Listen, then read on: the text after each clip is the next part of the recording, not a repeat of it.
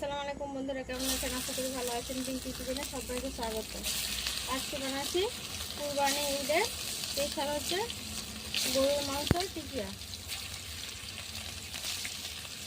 এটা গোশটা কুচিয়ে নিয়েছি। কুচিয়ে নিয়ে সম্পূর্ণ মশলা, লেবু, কাঁচি লেবু, গরম মশলা, আদা রসুন বাটা, পেঁয়াজ বাটা, লঙ্কা গুঁড়ো, জিরে গুঁড়ো, হলুদ গুঁড়ো, ধনে গুঁড়ো সব দিয়ে ম্যারিনেট করে এই কাবাবে একটা শেপ দিয়ে যেভাবে শেপটা দিতে পারেন দিয়ে নেবেন। আমি এভাবে একটা শেপ দিয়ে নিলাম, দেখেন এই শেপটা দিয়ে নিলাম। এটা পিট করে লাল করে ভেজে নেব।